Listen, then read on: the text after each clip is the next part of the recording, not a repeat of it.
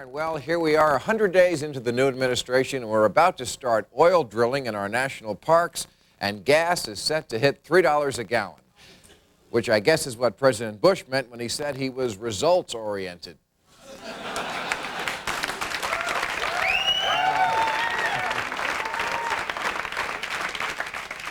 Now, I myself have been doing my part to conserve, but that can't go on forever. For one thing, no more carpooling with Robert Blake.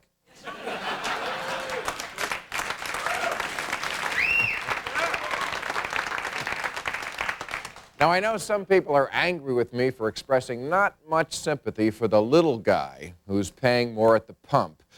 But if everyone could just join me here in reality for a couple of minutes, I'd like to point out that also in last week's news was a report that discovered tap water is actually better than bottled water, for which we have been paying $2.50 a liter, which is $10 a gallon. And a gallon of Starbucks would cost $1 million.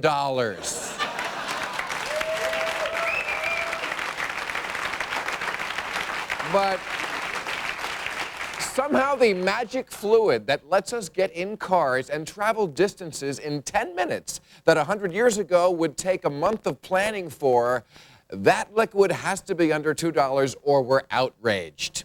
Americans treat gas like air and water, a necessary element for sustaining life that the government simply must get for us cheap.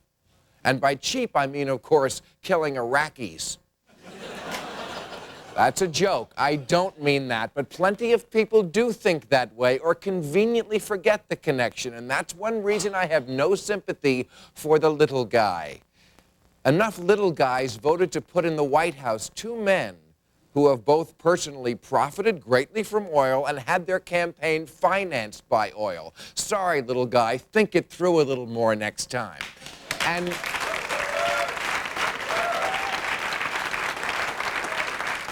And while you're at it, turn out a light once in a while before you leave a room to go drive home in your Couchmobile Ford Behemoth. Americans are not just energy pigs, they're energy slobs, wasting it all the time, leaving it lying around as if it's infinite. It's not.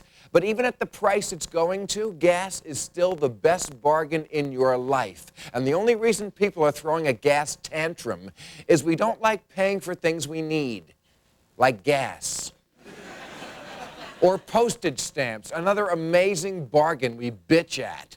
We like to spend money on things we don't need, like big foam fingers and talking plastic fish or a ride in a space station. This is why I now would like to suggest to gas station owners a way to ease the pain of this coming gas crisis. Just make the gas seem pretentious and exclusive, and we'll gladly pay through the nose. Call yourselves Carbucks. Yeah. Just say it's a gas bar, and package your product as a series of blends and have it served with a scone by a bald guy with an earring. And really cater to the upwardly ExxonMobil.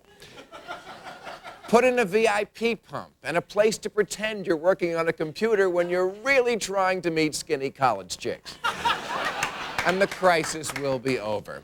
You know, it's ironic. The feeling we love most from a car, the feeling of freedom, has made us slaves. Slaves to cheap oil, which has corrupted our politics, threatened the environment, had us doing the killing for royalist dirtbags in the Middle East, and worst of all, made George Bush president. Yeah.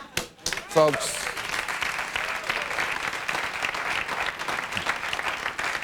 this is a dangerous addiction we have, and faced with an addiction to oil, what do Bush and Cheney say we should do?